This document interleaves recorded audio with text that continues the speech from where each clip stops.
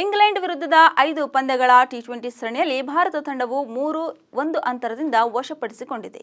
ಇದರೊಂದಿಗೆ ತವರಿನಲ್ಲಿ team India ಸರಣಿ ಗೆಲುವಿನ ನಾಗಾಲೋಟ ಮುಂದುವರೆದಿದೆ. ಅಂದರೆ ಭಾರತ ತಂಡವು ತವರಿನಲ್ಲಿ ಕೊನೆಯ ಬಾರಿ ಟಿ20 ಸರಣಿ ಸೋತಿದ್ದು 2018ರಲ್ಲಿ.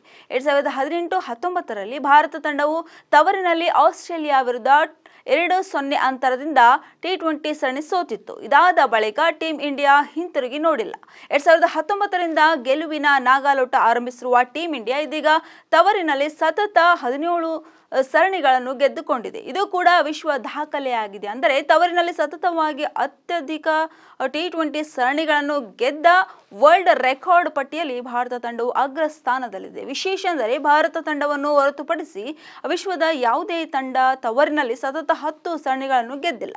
2019ರಿಂದ ಇದುವರೆಗೆ ಟೀಮ್ ಇಂಡಿಯಾ ತವರಿನಲ್ಲಿ 17 ಟಿ20 ಸರಣಿಯನ್ನು ಗೆದ್ದುಕೊಂಡಿತ್ತು. ಈ ಪಟ್ಟಿಯಲ್ಲಿ ದ್ವಿತೀಯ ಸ್ಥಾನದಲ್ಲಿರುವ ಆಸ್ಟ್ರೇಲಿಯಾ ತಂಡ 2006 ಮತ್ತು 2010ರ ನಡುವಿನ ಆಸೀಸ್ ಪಡೆ ತವರಿನಲ್ಲಿ ಸತತವಾಗಿ 8 ಟಿ20 ಸರಣಿಗಳನ್ನು ಗೆದ್ದುಕೊಂಡಿತ್ತು.